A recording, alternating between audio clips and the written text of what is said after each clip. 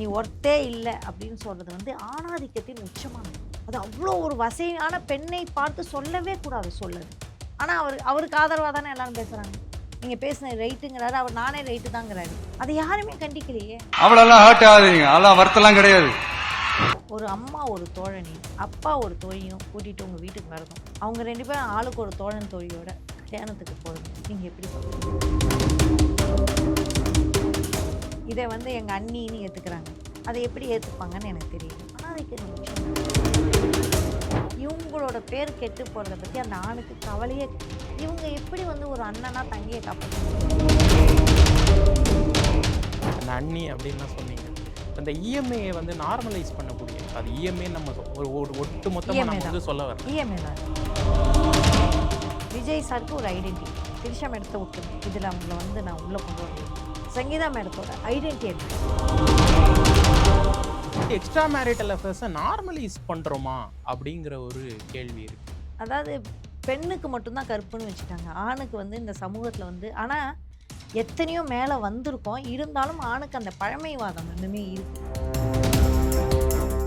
அந்த கணவர் இல்லாமல் அந்த இடத்துல மனைவி இருந்திருந்தா இந்த ஊர் சும்மா விட்டுருக்குமா அப்படின்னு ஒரு பதிவு பார்த்தேன். ஒரு கிறிஸ்டின் பொண்ணை கல்யாணம் பண்ணிட்டு, அது வேற சமத்துவம் வேற சொல்லுவாங்க. அவர் கிறிஸ்டின் பொண்ணு வச்சிருந்தாரு, முஸ்லீம் பொண்ணு வச்சிருந்தாரு.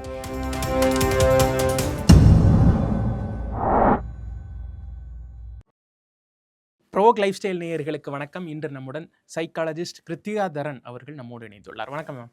வணக்கம் மேம். இப்போது ரிலேஷன்ஷிப்ஸ் இன்றைக்கி வந்து பார்த்திங்கன்னா ரிலேஷன்ஷிப்ஸில் நிறைய சிக்கல்கள் வருது. குறிப்பிட்டு சொல்லணும்னா வந்து டைவர்ஸ் ரொம்ப காமனாக, ரொம்ப என்ன சொல்கிறது, அதிகப்படியான டைவர்ஸ் இப்போ நம்ம பார்க்குறோம். இந்த என்ன சொல்கிறது 2K ஜென்ரேஷனில் பார்க்குறோம். அப்படிங்கிறப்ப எது இந்த பிரிவினைக்கெல்லாம் எது அடிப்படைன்னு நினைக்கிறீங்க? என்ன காரணமாக இருக்கும்? நிறைய காரணங்கள் இருக்குது. முதல் காரணம் அப்படின்னு எடுத்துக்கிட்டிங்கன்னா மெயினாக இன்டிமசி தான். அவங்களுக்குள்ள இன்டிமசி ஏதோ ஒரு காரணத்தினால போயிடும். அதை விட ரொம்ப 2வது முக்கியமான காரணம் ஃபினான்ஸு. வீட்டில் வந்து எப்படி இந்த ஃபினான்ஸு, ஒரு பெண் வந்து சுதந்திரமே ஃபினான்ஸ் இல்லாமல் இருக்கிறது. அப்புறம் இன்றைக்கு மிக அதிகமாக இருக்கிற டைவர்ஸ் காரணம் வந்து ஒரு பெண்ணும் ஆணும் புரிதல். பெண் வந்து இன்றைக்கி வந்து லேட்டஸ்ட்டாக மாறிட்டாங்க, ஆனால் ஆண் இன்னும் அதே காலத்திலே இருக்காப்புல. அந்த புரிதல் இன்னும் வரல. ஆணுக்கு யாருமே கற்றுக் கொடுக்க மாட்டேங்கிறாங்க. கற்றுக் கொடுத்தா தானே அவங்க புரிஞ்சிக்க முடியும். எப்படி கற்றுக் கொடுக்கறது, எப்படி அடுத்த கட்டத்துக்கு ஒரு பெண்ணை வந்து ஒரு ஆணை தயார்படுத்தணும்னு அம்மாக்களும் கற்றுக் கொடுக்கல, இந்த சமூகமும் கற்றுக் கொடுக்கல, அக்கா தங்கச்சிங்களும் கற்றுக் கொடுக்கல. ஆனால் அப்படியே ஒரு பாவம், அப்படியே ஒரு பொம்மையாகவே வச்சுட்டாங்க. அவன் திடீர்னு பெண்ணியம் பேசினா, நீயும் சமைக்கணும் நானும் சமைக்கணும். இல்லை, இத்தனை நாள் எங்கள் அம்மா தானே சமைச்சிட்டு இருந்தாங்க, நீயும் சம்பாதிக்கணும் நானும் சம்பாதிக்கணும்.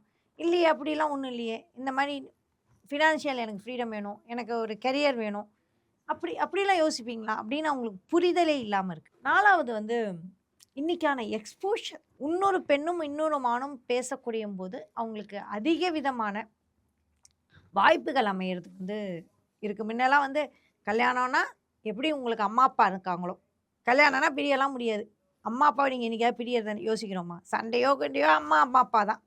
சண்டையோ பிடிச்சிருக்கோ அத்தை மாமா சித்தி தான். அதே மாதிரி பொண்டாட்டிங்கிறது சண்டையோ பொழுதுவோ அதுவோ டைவர்ஸ்னு ஒன்று கிடையாது, பொண்டாட்டி தான். ஆனால் இன்றைக்கி வந்து அப்படி இல்லை. டொமஸ்டிக் வைலன்ஸு, நம்மளோட சட்டங்கள், பெண்கள் பாதுகாப்பு, இது எல்லாமே ஒரு அவேர்னஸ் கொடுத்துருக்கு. அப்போ டைவர்ஸ் நல்லதுன்னு நான் சொல்லுவேன். ஒரு 50% 60-70% டைவர்ஸ் நல்லது தான். 20-30% தான் தேவையில்லாமல் டைவர்ஸ் பண்ணுறோம். ஸோ இந்தியாவை பொறுத்த வரைக்கும் இன்னுமே டைவர்ஸ் ரொம்ப ரொம்ப கம்மி தான். டைவர்ஸ் அதிகரித்தாதான் பெண்கள் வந்து அவங்களோட நிலை புரிந்து வெளியில் வரதுக்கு, அசௌகரியமான சூழல்லேருந்து வெளியே வர்றதுக்கு அவங்களுக்கு ஆண் பெண் இருவருக்கும் வாய்ப்பு உண்டு. அந்த வாய்ப்பை வந்து நம்ம ஆரம்பத்திலே புரிஞ்சுக்கிட்டா, நம்ம சொல்கிறோம் மேரேஜ் அக்ரிமெண்ட் மாதிரியான விஷயங்கள்லாம் அதெல்லாம் இருந்தால் நல்லதுன்னு தான் தோணும். அப்போ கல்யாணத்தின் பொழுதே 2 பேரையும் கவுன்சிலிங் பண்ணி இப்படி ஒரு வாழ்க்கை. இப்போ எங்கள் வீட்டிலே ஒரு கல்யாணம் நடந்தப்போ அவங்க ஆண் பெண் இருவரையும் கூப்பிட்டேன். சின்ன பசங்க, லவ் மேரேஜ், வேறு வேறு மொழி, வேறு வேறு ஊர், எல்லாமே வேறு வேறு. இவங்க சவுத் இந்தியன், அவங்க நார்த் இந்தியன். 2 பேரையும் கூப்பிட்டேன். பணத்துக்கு என்ன பண்ண போகிறீங்க அப்படின்னா, அந்த பையன் வந்து ஸ்டார்ட் அப் பிஸ்னஸ் பண்ணான். பொண்ணு வந்து சம்பாதிக்கிறா ஐடியில். பணத்துக்கு என்ன பண்ண போகிறாங்க அப்படின்னோடனே, அந்த பையனுக்கு எந்த பின்புலமும் இல்லை. ஏன்னா வெளிநாட்டில் வசிக்கிறாங்க. இங்கேருந்து பணம் கொடுத்து அவங்களால எதுவும் பண்ண முடியாது. அந்த பொண்ணு சொல்லிச்சு, நான் சம்பாதிக்கிறேன், நீ சம்பாதிச்சு போடுவ, நாளைக்கு வீட்டில் யார் பாத்திரம் தேய்க்க போகிறா, யார் துணியை துவச்சி ட்ரையரில் தான் போட போகிறாங்க. துணியை துவச்சி பண்ண போகிறா, யார் டாய்லெட் க்ளீன் பண்ண போகிறா, யார் சமைக்க போகிறா, 2 பேருக்கும் பதிலே சொல்ல தெரியல. அதுவா நாங்கள் எப்படியாவது பண்ணிப்போம். எப்படி பண்ணுவீங்க? கல்யாணத்துக்கு முன்னாடி எப்படி பணம் சம்பாதிக்கிறதுல யார் எப்படி ஷேர் பண்ணுறதுங்கிற தெளிவெல்லாம் இந்த ஜென்ரேஷனுக்கு வந்துருச்சு. ஆனால் வீட்டில் டெய்லி காலைல ஏஞ்சா 3 வேளை சாப்பிட்ணும், பாத்திரம் கழுவணும், டாய்லெட்டை க்ளீனாக வைக்கணும், 2 பேரும் வீடை சுத்தமாக வைக்கணும். இந்த விஷயத்தை எப்படி பங்கீடு பண்ணுவது அப்படின்னு தெரியவே இல்லை. அப்படியே 50-50லாம் வீடு ஓடாது. இந்த பக்கம் 60-70 இருக்கும், அந்த பக்கம் 60-70 இருக்கும். இன்றைக்கி ஒரு நாள் நம்ம ரெஸ்ட் எடுப்போம், அவங்க 100% வேலை செய்கிற மாதிரி இருப்போம், அவங்க ஒரு நாள் ரெஸ்ட் எடுப்பாங்க, நம்ம 100% வேலை செய்கிற மாதிரி இருப்போம். ஆனால் அந்த புரிதல் இல்லாமல் இன்றைக்கி திருமணத்துக்குள்ளே தள்ளுறோம். இப்படி சிக்கல்கள், அப்புறம் உடல் நல விஷயங்கள், மனநல விஷயங்கள், சைல்டுஹுட் ட்ராமாவில் என்ன ஆகும்னா ஒருத்தரை வந்து அவாய்டண்ட் ஆகும், ஒருத்தரை எமோஷ்னலாக மாற்றும். அதை பற்றியே நம்ம தனியாக பேசணும், எப்படி ஒரு அவாய்டண்ட் இருக்குன்னு. இந்த காரணங்கள் வரிசையான நிறைய காரணங்கள் இருக்கிறது தான் இன்றைக்கி டைவர்ஸ் வந்து அதிகமாக இருக்குது. ஒரு காரணத்தை நம்ம குறிப்பிட்டு சொல்ல முடியாது. ஒரு காரணமும் இருக்கலாம், நிறைய காரணங்கள் சேர்ந்து இருக்கலாம். முக்கியமாக 7 இயர்ஸ் ஈச்சு ஒரு போர்டம், கல்யாணத்தில் போர்டம் ஆகுது, வெளியில் வந்து ஒரு புதுசாக இன்ட்ரெஸ்ட் கிடைக்கிறது, இப்படிலாம் இருக்குது. எக்ஸ்ட்ரா மேரிட்டல் அஃபேர்ஸ் இன்னைக்கு வந்து எக்ஸ்ட்ரா மேரிட்டல் அஃபேர்ஸை நார்மலைஸ் பண்ணுறோமா அப்படிங்கிற ஒரு கேள்வி இருக்குது. உங்களுடைய பதில் மேம்? பிரபலங்களை பார்த்து தான் கேட்குறீங்கன்னு நினைக்கிறேன். ஸோ இப்போ 2 தம்பதிகள் ஏன் 3 பேர், 3 பிரபலங்கள் அவங்களோட எக்ஸ்ட்ரா மேரிட்டல் அஃபேர்ஸ் வந்து சோஷியல் மீடியாவில் வந்து ரொம்பவே போச்சு. அதாவது 3 பேர், அதில் வந்து கணவன் மனைவி இன்னொரு பெண், கணவன் மனைவி இன்னொரு பெண், கணவன் மனைவி இன்னொரு பெண். ஆனால் இதில் கவனிச்சிங்களா, கணவன் மனைவி இன்னொரு பெண் தான் இருக்கா, கணவன் மனைவி இன்னொரு ஆண் இன்னி வரைக்கும் வரல. ஏன் அது வரல? இன்றைக்குமே பெண்களை வந்து சமத்துவம் கொடுக்காத தன்மை இருக்கிறதுனால தான் கணவன் மனைவி இன்னொரு ஆண். சோஷியல் மீடியாவில் எங்கேயாவது சண்டை போட்டு பார்த்துருக்கீங்களா? எங்கேயாவது கல்யாணத்துக்கு ஜோடியாக போய் பார்த்துருக்கீங்களா? அந்த பொண்ணு சிங்கிளா, இந்த கணவன் மனைவியோட இருப்பான். ஏன் இந்த பேட்டர்ன் இருக்குது? இப்போது இந்த கல்யாணத்துக்கு போன விஷயத்துலேருந்தே நான் எடுக்கிறேன் மேம். இப்போ அந்த இடத்துல அந்த கணவர் இல்லாமல் அந்த இடத்துல மனைவி இருந்திருந்தால் இந்த ஊர் சும்மா விட்டுருக்குமா அப்படின்னு ஒரு பதிவு பார்த்தேன் நான். அது உண்மையிலேயே ஒரு பேசு பொருளாக்க வேண்டிய ஒரு விஷயம் அப்படின்னு நான் நினைக்கிறேன். அதை பற்றி உங்களுடைய கருத்து மேம்? அதாவது பெண்ணுக்கு மட்டும்தான் கற்புன்னு வச்சுட்டாங்க, ஆணுக்கு வந்து இந்த சமூகத்தில் வந்து. ஆனால் எத்தனையோ மேலே வந்திருக்கோம், இருந்தாலும் ஆணுக்கு அந்த பழமைவாதம் இன்னுமே இருக்குது. ராஜஸ்தானில் எந்த அரண்மனை போனாலும் சரி, நீங்கள் மேலே பார்த்தீங்கன்னா பெண்களுக்கான ராணிகளுக்கான இடம்னு பார்ப்பாங்க. காங்குபைன் அப்படின்னு சொல்லுவாங்க, சர்வசாம சொல்லுவாங்க. அவன் அந்த ராஜாவுக்கு ஒரு 200 காங்குபைன்ஸ் அப்படிம்பாங்க, ஒரு 50 மனைவி அப்படிம்பாங்க. இந்த மனைவிக்கு இந்த பேலஸ், அந்த மனைவிக்கு இந்த பேலஸ். ஜோதாக்கு பேரே போய் பாருங்கள், ஜோதாக்கு அந்த பேலஸ். அவர் வந்து ஒரு கிறிஸ்டின் பொண்ணை கல்யாணம் பண்ணிட்டாரு, அது வேற சமத்துவம்னு வேறு சொல்லுவாங்க. அவர் கிறிஸ்டின் பொண்ணு வச்சுருந்தாரு, முஸ்லீம் பொண்ணு வச்சுருந்தாரு, இந்து பொண்ணு வச்சுருந்தாரு. அக்பர் மாதிரி ஒரு பெரிய சக்கரவர்த்தி உலகத்துலேயே இல்லை அப்படிம்பாரு. இதே வந்து இவ ஜோதாக்கு வந்து அக்பர் மட்டும்தான் ஹஸ்பண்டாக, ஒரு இந்து ஹஸ்பண்ட் வந்து இருக்கக்கூடாதா, ஏன் ஒரு கிறிஸ்டின் ஹஸ்பண்ட் இருக்கக்கூடாதா? கிடையாது. இந்த வரலாறு வந்து பாலிகாமியில் வந்து ஆணுக்கான பாஞ்சாலியை தவிர்த்து நம்ம வரலாறுல வேறு எந்த எக்ஸாம்பிளும் கிடையாது பெண்ணுக்கான பாலிகாமி. இதே சமயம் நம்மளோட ட்ரைபில் வந்து பாலிகாமி வந்து பெண்ணுக்கும் உண்டு, ஆணுக்கும் உண்டு. நம்ம வந்து மோனோகாமி இல்லை. ஆக்சுவலி உண்மையாக சொன்னால் நம்ம மோனோகாமி கிடையாது. மோனோகாமினா ஒருவனுக்கு ஒருத்தி கிடையாது. இந்த ஒருவனுக்கு ஒருத்திங்கிற பண்பாடு எப்போ வந்தது அப்படின்னா, பெண்ணுக்கு எப்போ அடக்குமுறை வந்தது அப்படின்னா, வரலாற்று ரீதியாக நான் சொல்கிறேன், சைக்காலஜிக்கல் ரீதியாங்கிறதோட வரலாற்று ரீதியாக பார்க்கும்பொழுது, ஒரு ஆண் வந்து சொத்து சேர்த்துறான், தன்னோட வாரிசு தான் அந்த சொத்தை வந்து பார்க்கணுங்கிறான். இந்த அக்ரிகல்ச்சர், இந்த காட்டிலேருந்து வெளியில் வந்து நம்ம நில உடைமை சமூகமாக மாறும்பொழுது தன்னோட வாரிசு வரணுங்கிறப்ப இந்த சமூகம் என்ன, பாலிகாமி, மோனோகாமி கிடையாது. அப்படிங்கும்பொழுது அந்த பெண்ணை யாராவது தொட்டுட்டா வேற யாருக்கா குழந்தணும். ஆப்பிரிக்காவில் இன்றைக்குமே பெண்ணோட பிறப்புறுப்பில் ஸ்டிச்சு போடுற கொடுமையெல்லாம் உண்டு. நிறைய பழங்குடியில் அது உண்டு. அது வந்து இன்னுமே நடந்துகிட்ருக்கு, இந்த கொடுமையெல்லாம் நடந்துகிட்ருக்கு. அப்புறமா கல்யாணத்தப்போ தான் ஓப்பன் பண்ணுவாங்க. இந்த மாதிரி நிறையா சடங்குகள் உண்டு பெண்ணோட கற்பை. ஏன்னா அந்த ஆணுக்கு என்னென்னா, ஏன்னா ஆணாதிக்க சமூகம் இது, அந்த பெண்ணுக்கு நம்மளோட குழந்தை தான் பிறக்கணும் அப்படிங்கிறது. அந்த விஷயத்துலேருந்து நம்ம ஒன்றுமே மீண்டு வரல. அதனால தான் சங்கீதா வந்து துணிவாக இன்னொரு ஆணோட வெளில வர முடியல. பட் வெளியில் வரதுக்கான விஷயங்கள் வந்து அவங்களுக்கும் உரிமை உண்டு. ஆனால் அப்படி வரத்துக்கான சமூகம் வந்து அதை எப்படி ஏற்றுக்கும்? இதை வந்து எங்கள் அண்ணின்னு ஏற்றுக்கிறாங்க, அதை எப்படி ஏற்றுப்பாங்கன்னு எனக்கு தெரியல. இதை வந்து நான் இவங்க தவறா அவங்க தவறான்னு நான் போக விரும்பலை. நீங்கள் பர்சனலாக கேட்டதுனால நான் பர்சனலாக போக விரும்பாட்டியும் நான் சொல்கிறேன், இதில் ஆணை யாருமே சாட மாட்டேங்கிறாங்க. ரொம்ப கெட்ட வார்த்தையில இந்த என்ன சொல்றது? காங்குப்பைன்னு சொன்னேன்ல, அது தமிழ்ல வந்து அந்த குறிப்பிட்ட பெண்ணை வந்து வசைப்பாங்க. "நீ தான் ஹோம் ரெக்கர், வீட்ட கெடுத்துட்ட, வீட்ட உடைச்சிட்ட." ஆணோ, பெண்ணோ 2 பேருமே ஹோம் ரெக்கர் தப்பு தான். ஒரு குடும்பத்தில கணவன், மனைவி வாழும்போது நம்ப உள்ள போறது, டைவர்ஸ் ஆகாம உள்ள போக்குறது அப்படிங்கிறது தப்பு தான். ஆனா, அந்த ஆண் என்ன சொல்றான்னா, "நாங்க பிரிஞ்சிட்டோம். அதனால ஒண்ணா வாழுறதுல தப்பு இல்ல." அப்படின்னு சொல்லி இந்த உறவுல ஈடுபடும்போது, "இல்ல டைவர்ஸ் ஆகல. டைவர்ஸ் ஆகாம இப்படி இருக்கிறது நியாயப்படி ரொம்ப தப்பு." சட்டப்படி இன்னைக்கு வந்து சட்டம் என்ன சொல்லுதுன்னா, 18 வயசான எந்த ஆணும், எந்த பெண்ணும் யாரோட வேணாலும் நீங்கள் செக்ஷுவலாவும், செக்ஷுவல் இல்லாமயும் இருக்கலாம். அது டைவர்ஸ் கேஸ்ல இந்த கோர்ட் செட்டில்மெண்ட்ல தான் பிரச்சனை ஆகுமே தவிர்த்து, அவங்கள நீங்க கைது பண்ண முடியாது. ஒருத்தவங்களோட நீங்க உறவுல ஈடுபட்டுட்டீங்கன்னு. மனைவி ஏதாவது கேஸ் குடுக்கும்போது, ஏதாவது குறிப்பிட்டு இருக்கும்போது, ஏதாவது அதில கோர்ட்ல சிக்கல் வருமே தவிர்த்து, பெரிய சிக்கல்கள் வந்து இதில வந்து வராதுங்கனால, இத துணிவா செய்றாங்க. இந்த அண்ணி அப்படின்லாம் சொன்னீங்க. இப்ப இந்த இஎம்ஐய வந்து நார்மலைஸ் பண்ணக்கூடிய இப்ப அது இஎம்ஐன்னு நம்ம ஒரு ஒட்டு மொத்தமா இஎம்ஐ நம்ம தான். வந்து சொல்ல வரல. இஎம்ஐ தான் அது. ஷோர் எக்ஸ்ட்ரா ஷார்ட்டா மேரிட்டல் சொல்றீங்க. ஆஃபர். எக்ஸ்ட்ரா மேரிட்டல் ஆஃபர் தான் இது. ஓகே. மெரிட்டல் பாண்ட் முடியாத வரைக்கும், எந்த நீங்க இருந்தாலும் அது அஃபர் தான். ஓப்பனா சொன்னாலும் சரி, சொன்னாட்டியும் சரி, எக்ஸ்ட்ரா மேரிட்டல் ஆஃபர் ஒரு தான். ஃப்ரெண்டா வந்திருக்காங்க அப்படின்லாம் சொல்றாங்களே. நீங்க ஃப்ரெண்டா வந்திருந்தா அது ஃப்ரெண்டு தான். நான் வந்து ஆண், பெண் தோழமைய வந்து தவறா நினைக்கவே மாட்டேன். நீங்க அது எக்ஸ்ட்ரா மேரிட்டல் ஆஃபரா இருக்கும்னு இந்த சமூகம் பேசுனனால, நானும் அத அப்படியே பார்க்குறேன். அவ்வளோதான். பட் அப்படி பார்க்குறப்ப, இந்த மாதிரி இதில என்ன தப்பு இருக்கு? அவரு வந்து அ அவரோட ரொம்ப கால தோழியோட போறதுல என்ன தவறு இருக்கு? இல்ல அப்படியே அவங்க வந்து ஒரு இஎம்ஐல இருந்தாலும் என்ன தவறு இருக்கு? சரி அப்படின்லாம் வச்சுக்கிறேன். கேட்குறாங்களே. நீங்க நம்ப எல்லாருமே என்ன பண்ணோம், உங்க வீட்ல அக்கா, தங்கச்சிங்க இருக்காங்க. அம்மாவே இருக்காங்க. நான் ரொம்ப பயங்கரமான ஒரு கேள்வி கேட்குறேன். கொஞ்சம் மனச கடினப்படுத்திக்கிட்டு இந்த எல்லாருமே பார்க்குற எல்லாருமே மனச கொஞ்சம் கடினப்படுத்திக்கிட்டு, என்னடா இது இப்படி பேசுறேன்னு. ஒரு அம்மா ஒரு தோழனையும், அப்பா ஒரு தோழியும் கூட்டிட்டு உங்க வீட்டுக்கு வரதும், அவங்க 2 பேரும் ஆளுக்கு ஒரு தோழன், தோழியோட கல்யாணத்துக்கு போறதையும், நீங்க எப்படி பார்ப்பீங்க? ஒரு குழந்தையாக அது வந்து ரொம்ப ரணம் இல்லையா? அதுமாரி அவங்க வீட்லயும் ஒரு குழந்தை இருக்குல்ல. 2 குழந்தை இருக்கு. இதே மாரி அம்மாவும் ஒரு தோழன அழைச்சிட்டு போறாங்க, அப்பாவும் ஒரு தோழி. இதை நீங்க எப்படி நார்மலைஸ் பண்ண முடியும்? இன்றைக்குமே நம்ம குடும்பங்கள் வந்து குழந்தைகள் சார்ந்த குடும்பம் தான். குழந்தைகளோட மனநிலை முக்கியம். ஏன்னா ஸ்கூல்ல பார்ப்பாங்க. ஸ்கூல்ல இத கிண்டல் பண்ணுவாங்க. அவங்களோட மனநிலை எவ்வளோ கடுமையா பாதிக்கப்படும்.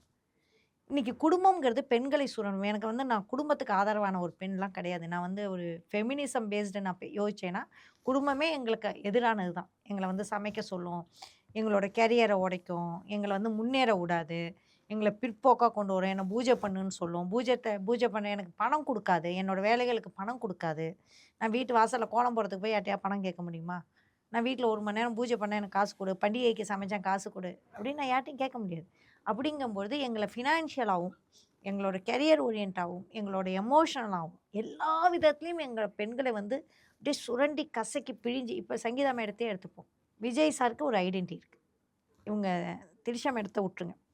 இதில அவங்கள வந்து நான் உள்ள கொண்டு வர விரும்பல. சங்கீதா மேடத்தோட ஐடென்டிட்டி என்னாச்சு? 20 வருஷமா குழந்தை வளர்ப்பு. ஒரு பெரிய தொழிலதிபர். ஒரு ஆணா இருந்தா அவங்க ஒரு தொழிலதிபரா ஆயிருக்க வேண்டியது. இன்னைக்கு சக்க போட்டு லண்டன்ல ஒரு தொழிலதிபரா ஆயிருக்க வேண்டிய ஒரு பெண்ணை குடும்பங்கிற அமைப்புல கொண்டு வந்து, அவங்கள கசக்கி துப்பி, வெளியில போன்னு சொல்லி, எனக்கு இன்னொரு பொண்ணு அப்படின்னு ஒண்ணு காமிச்சு, நீ ஒர்த்தே இல்ல அப்படின்னு சொல்றது வந்து ஆணாதிக்கத்தின் உச்சமா நான் பார்க்குறேன். ஆணாதிக்கத்தின் உச்சம். இவங்க எப்படி வந்து ஒரு அண்ணனா தங்கைய காப்பாத்த முடியும்? ஒர்த் இல்லன்னு சொல்லியிருக்க கூடாதுல்ல. அது எவ்வளவு பெரிய வார்த்தை இல்லையா? ஒரு 26 வருஷ திருமண வாழ்க்கைய வந்து ஒர்த் இல்லன்னு சொல்றது அவர் வந்து உண்மையிலேயே அத வச்சு சொல்லல. நீங்க ஹர்ட் ஆகாதீங்க, ஒர்த் இல்லன்னு சொல்றாங்க. இருந்தாலும் அவரோட பாடி லாங்குவேஜ்ல ஒரு அலட்சியம் இருக்கு. நான் யார் தெரியுமா? என் என் குழந்தைகள பத்தி கவல இல்ல. எதுவுமே கவல இல்ல. நான் யாருன்னு உனக்கு காமிக்கிறேன். நார்மலைஸ் பண்றேன். நீங்க என்ன காசிப் பேசுறது? நானே கூட்டிட்டு வரேன். நானே பார்த்துக்கிறேன். அப்படின்னு அந்த ஒரு ஆணாதிக்கத்தின் உச்சம் தான் இது. இது ஒரு பெண்ணா வந்து இன்னொரு பெண் வந்து சம்மதிச்சிருக்க கூடாது. எப்பவுமே ஒரு பெண்ணுக்கு பெண் எதிரியா தான மேம் இருக்காங்க. பெண்ணுக்கு பெண் எதிரி கிடையாது. ஆண் வந்து இருவரையும் வஞ்சிக்கும்போது இருவருக்குமே தெரியறதில்ல. ஏன்னா, இன்னைக்குமே நாங்க எமோஷனலா தான் முடிவெடுக்கிறோம். இப்ப அவங்களே தெளிவா முடிவு எடுத்திருந்தா, சமூக வலைத்தளங்கள்ல அவங்களோட ஃப்யூச்சர் என்னாச்சு? இன்னொரு பெண் இருக்காங்கல்ல, அவங்களோட ஃப்யூச்சர நெனச்சு பாருங்க. அவங்கள எவ்ளோ அசிங்கப்படுத்தி பேசுறாங்க. ஒரு டைரக்டர் அவ்ளோ அசிங்கமா பேசுறாரு. எவ்ளோ கெட்ட வார்த்தையில பேசுறாங்க. அதுக்கு எதிரா எல்லாரும் வந்து யாருமே பேச மாட்டேங்கிறாங்க. அது அவ்வளோ ஒரு வசையான பெண்ணை பார்த்து சொல்லவே கூடாது சொல்லது. ஆனா அவருக்கு ஆதரவா தானே எல்லாரும் பேசுறாங்க. நீங்க பேசுனது ரைட்டுங்கிறாரு. அவர் நானே ரைட்டு தாங்கிறாரு. அத யாருமே கண்டிக்கலையே! ஏங்க கண்டிக்கல? இவங்களோட பேரு கெட்டு போறத பத்தி அந்த ஆணுக்கு கவலையே கிடையாது. கடைசியில 2 பெண்கள் இந்த பிரச்சனையில பலிகடாக்கப்பட்டார்கள். இதுதான் இஎம்ஐயோட சாபக்கேடு. அங்க பெண் தான் வந்து தோற்கடிக்கப்படுறாங்க இல்லையா? பெண்ணை தான் இந்த சமூகம் ஏன்னா பெண்ணுக்கு தோழன் இல்லையே! அந்த பெண்ணுக்கும் தோழன் இல்ல, இந்த பெண்ணுக்கும் தோழன் இல்ல. நானும் இஎம்ஐ வச்சுக்கலாம். ஓப்பன் மேரேஜ்ன்னு சொல்லுவாங்க வெளிநாட்ல. ஓப்பன் மேரேஜ்னா, நான் எப்படி வேணாலும் இருப்பேன். எந்த கட்டுப்படுத்தலும் இல்ல. ஆனா நம்ம 2 பேரும் குடும்பமா கணவன் மனைவியா இருப்பாங்க. அதுல ரொம்ப காயங்கள் அதிகம். அப்படி யாருமே வாழ முடியாது. ஓப்பன் மேரேஜ்லாம் வாழுறது அப்படிங்கிறதுக்கு அது வாழாமயே இருந்துடலாம். பேசாம அது கல்யாணமே பண்ணிக்க வேண்டாம். லிவிங் டுகெதர்லயே வாழ்ந்துடலாம். நம்ம வந்து யாரோ ஒருத்தங்க வந்து இது மாதிரியெல்லாம் பண்ணிட்டு இருக்காங்கன்னா, அது இவ்வளவு இன்ஃப்ளூயன்ஸ் பண்ணாது. இன்னைக்கு ஒரு உச்சபட்ச நட்சத்திரம், அரசியல் நட்சத்திரம் தலைவர் பண்ணா பிரச்சனை இல்ல. இன்ஃப்ளூயன்ஸ் ஆகுறாங்கல்ல மேம் மக்கள். அரசியல் தான் இங்க பிரச்சனை. அரசியல் தலைவன். அரசியல்ங்கிறது என்னங்க? நம்ம ஊர்ல அரசியல்ங்கிறது அரசியலோட பேசிக் என்ன சொல்லுங்க? ஒழுக்கம், டிசிப்ளின். கான்ஸ்டிடியூஷன். ம். அரசியலுடைய அடிப்படை கான்ஸ்டிடியூஷன். அரசியல்வாதின்னு போயிட்டேன். கான்ஸ்டிடியூஷனை வச்சு தான் நீங்க அரசியல் பேசணும். ராகுல் காந்தி கையில எப்ப பாருங்க கான்ஸ்டிடியூஷன் இருக்கு. அதுல என்ன சொல்லியிருக்கு? ஒரு ஆணும் பெண்ணும் சமம். பெண்ணுக்கு உலகமே ஓட்டு வழங்காத நிறைய நாட்டுல ஓட்டு வழங்காத சமயத்துல நம்ம கான்ஸ்டிடியூஷன் நம்மளுக்கு ஓட் ரைட்ஸ் கொடுக்கும். சொத்துரிமையை வந்து நம்ம நாட்டுல வந்து சரி பண்ணிடணும். நிறைய விஷயங்கள் இன்னுமே பெண்ணுக்கு ரைட்ஸ் கிடைக்கலாம். ஆனா அரசியல் அமைப்புல ஆல்மோஸ்ட் 90% எல்லாமே சட்டமா நம்ம ரைட்ஸை வச்சிருக்கோம். பாலிகாமி அதாவது ஒரு ஹிந்து திருமண சட்டத்துல வந்து பாலிகாமி கூடாது. அதாவது ஒரு மனைவி இருக்கிறப்ப இன்னொருத்தர இப்படி தான் நீங்க இஎம்ஐயா தான் நீங்க வச்சுக்க முடியும். இன்னொரு திருமணம் பண்ணிக்கவே முடியாது. சும்மா மாலையும் கழுத்துமா ஃபோட்டோ போடலாமே தவிர்த்து, ஒரு இன்னொரு பிரபலம் தொழிலதிபர் பிரபலம் வந்து மாலையும் கழுத்துமா ஃபோட்டோ போட்டு கல்யாணம் ஆயிடுச்சு. என்ன கல்யாணம் ஆனாலும் மனைவி டைவர்ஸ் ஆனால் அவங்க சட்டப்படி கணவனாக. அது வரைக்கும் நம்ம அதை இஎம்ஐவோ அஃபரோவோ தான் 2ஆம் மனைவிங்கிறது இன்றைக்கு சட்டத்தில் கிடையாது. அப்படிங்கிறப்போ ஒரு கணவனுக்கு நீ 2ஆம் மனைவியாக இருக்க வேண்டாம். உன் கணவன் வந்து நிறையா மனைவிகள் இருக்கக்கூடாது. உன்னை டைவர்ஸ் பண்ணினாதான் இன்னொரு இருக்கணுங்கிற அடிப்படை சட்டம் அமைப்பு வந்து இருக்குது. பெண்ணுக்கு சம உரிமை இருக்குது. இன்னொரு பெண்ணை அவங்க வந்து அவங்களோட கேஸை பொறுத்த வரைக்கும் துன்புறுத்தல் வயலன்ஸ்க்கு, அதாவது டொமஸ்டிக் வயலன்ஸ் அப்படிம்பாங்க. அது வந்து வெர்பலாக இருக்கலாம், வெர்பல் அப்யூஸாக இருக்கலாம், இல்லை ஃபிசிக்கல் அப்யூஸ் நடந்ததா தெரியல. வெர்பல் அப்யூஸ் நடந்ததாகவும் இல்லாட்டி சைக்காலஜிக்கல் அப்யூஸ் நடந்ததாகவும் தான் அவங்களோட இதில் நான் ஓரளவுக்கு புரிஞ்சுக்கிறேன். ஃபுல்லாக வரல அந்த ஒரு பேப்பரில். அந்த அப்யூஸ் பண்ணுறவங்க எப்படி பெண்ணுக்கு சம உரிமை கொடுத்தவங்களாம் நமக்கு தான் புரியும். அவங்க இல்லையா, இவங்க இல்லையா, அவங்க பாலிகாமியில் இல்லையா? பாலிகாமி சட்டப்படி தப்பு. அவங்க ஒரு திருமணம் பண்ணியிருக்காங்க. மிச்சம் எல்லாருமே அஃபர்ஸ் தான் நம்ம கையில் இருக்க முடியும். எந்த தலைவராக இருந்தாலும் நான் இதை சொல்கிறதுல எனக்கு பிரச்சனையே கிடையாது. ஏன்னா எனக்கு பெண்ணுரிமை தான் இங்கே முக்கியம். அப்போ மிச்சம் எல்லாருமே அஃபரில் இருந்தாங்க. இந்த மனைவி வந்து இது பாலிகாமி இன்னொரு திருமணம் செஞ்சுக்கிட்டாங்கன்னு நிரூபித்தா மட்டும்தான் அவங்க மேலே கேஸ் எடுக்க முடியும். அப்படி எந்த கேஸ் கொடுக்க முடியல. இன்னொன்று எந்த மனைவியும் அவங்களுக்கு எதிராக அப்யூஸ் சிக்கல்கள் சொல்ல. அப்போ பெண் பாதுகாப்பு பாலிகாமி தவறுனா கூட பெண் பாதுகாப்பு பிரச்சனையெல்லாம் அவங்க சிக்கியிருக்காங்கன்னா சிக்கலை. இவங்க சட்டப்படியே சிக்கியிருக்காங்க. சட்டப்படியும் சமூக நீதியின்படியும் சமூகத்தோட அறத்தின்படியும் அதெல்லாம் தேவையா தேவையில்லையான்னு சமூகத்தோட அறம் வந்து குழந்தைகள் சார்ந்து குடும்பம் சார்ந்தது. அதன்படி இது 3த்துலேயுமே ஒரு அரசியல் தலைவர் எப்படிலாம் நடந்துக்க கூடாதோ அப்படி நடந்திருக்காங்க. ஏன்னா அரசியல் தலைவர்ங்கிறது ஒரு லீடர், ரோல் மாடல். நம்மளுக்கு நீங்கள் வந்து சினிமா தலைவர் பண்ண மகாத்மா காந்தி மாதிரி இரு, அறிஞர் அண்ணா மாதிரி இரு, அவங்கள மாதிரி இரு, இவங்கள மாதிரி இருன்னு சொல்கிறோம். அதுவும் விவாகரத்துக்கு அந்த பெட்டிஷனுக்கு ரொம்ப பக்கத்தில் தான் இந்த சம்பவம் நடந்திருக்கு. அப்படிங்கிறப்ப நிறைய பேர் நிறைய செய்தி எல்லாம் வெளியிட்டாங்க, நிறைய சேனல்கள்லாம் வெளியிட்டாங்க. அவர் என்னமோ பாலிஸாக சொல்ல வர்றாரு அப்படிங்கிற மாதிரியான, அதுதான் இவ்வளோ நேரம் நம்ம சொன்னோம், இஎம்ஐ நார்மலைஸ் பண்ணுறது அப்படின்னு சொல்லிட்டு. ஸோ இதனுடைய தாக்கம் என்னவா இருக்கும்னு நினைக்கிறீங்க? குழந்தைகளை கடுமையாக பாதிக்கும். எனக்கு குடும்பம் பாதிக்கிறத பற்றி கவலையே கிடையாது. ஏன்னா குடும்பம் வந்து பெண்களை சுரண்டும் அமைப்பு அப்படின்ட்டு. ஸோ எனக்கு வந்து கூட்டு குடும்பமாக இருக்கணுங்கிற அந்த இதுக்குள்ளெல்லாம் கூட போக மாட்டேன். ஏன்னா கூட்டு குடும்பம்லாம் பெண்களை சுரண்டி தான் வாழ்ந்துருக்கு. அப்போ குழந்தைகளோட மனநிலைமை இதில் கடுமையாக பாதிக்கும். எப்போதுமே இந்த சைல்ட்ஹுட் ட்ராமாங்கிறது எங்களை சைக்காலஜிஸ்ட்டை பொறுத்த வரைக்கும் சைல்ட்ஹுட் ட்ராமா வந்து எதிர்காலத்தையே கேள்விக்குறியாகும். ஒரு நார்சிஸ்டிக் பர்சனாவோ, ஒரு அவாய்டன்ட் பர்சனாவோ, இல்லை ஒரு எமோஷ்னலி அன்ஸ்டேபிள் பர்சனாவோ நிறைய விஷயங்கள் வந்து இந்த சைல்ட்ஹுட் ட்ராமாலேருந்து அந்த குழந்தையோட மனநிலையை பாதிக்க வாய்ப்பு இருக்குது. அப்போ அதனால தான் குழந்தைகளுக்கு வந்து அப்பா தந்தை தாய்ங்கிற ஒரு சூழ்நிலை, இல்லாட்டி டைவர்ஸ் பண்ணிவிட்டு தந்தை தாயின்னு ஒரு சூழ்நிலையை கொடுக்கும். நான் டைவர்ஸை வந்து நார்மலைஸ் பண்ணுறேன், இஎம்ஐ நார்மலைஸ் பண்ணல. இஎம்ஐங்கிறது இன்றைக்கும் சமூகத்தினால ரொம்ப கிண்டலும் கேலியுமாக தான் பார்க்கப்படுது. இன்னொன்று, அது குழந்தைகளுக்கு கொடுக்கக்கூடிய பாதிப்பு மிக அதிகம். நம்ம இன்றைக்கி குடும்பம் தப்பிச்சிருக்கிறதே குழந்தைகளுக்காக தான். எதை விட நம்மளோட இந்தியாவோட எதிர்கால குழந்தைகள் அவங்க தான், இளைஞர்கள் அவங்க தான். அவங்களோட மனநலம் ரொம்ப ரொம்ப ரொம்ப முக்கியம். 2 பேரும் இப்படி ஒரு சிக்கலில் 3 பேர் இருக்கும்போது அந்த குழந்தையோட மனநலத்தை யார் கவனிப்பா? அப்பா கவனிச்சாங்களா? அம்மாவால் எவ்வளோ கவனிக்க முடியும்? சமூகம் அவங்கள எப்படி பேசும்? அவங்களால நிம்மதியாக வாழ முடியுமா? டெய்லி இன்ஸ்டாவில் பார்த்து என்ன வருது, யார் என்ன பேசினாங்கன்னா அந்த குழந்தைகளோட நிலைமையை நினச்சி பார்த்தீங்களா? அவர்களுக்காக நம் தாய் தந்தையாக யோசிக்க வேண்டும். கணவன் மனைவியாக யோசிப்பதை கொஞ்சம் காலம் நிப்பாட்டி தான் வைக்கணும். அப்போ தான் இதுலேருந்து நம்ம தப்பிக்க முடியும். எதையுமே நார்மலைஸ் பண்ண முடியாது. மன உறவு, அதில் ஏற்படக்கூடிய சிக்கல்கள் பற்றி நிறைய விஷயங்கள் எங்களோட பகிர்ந்துக்கிட்டீங்க. ரொம்ப நன்றி. நன்றி.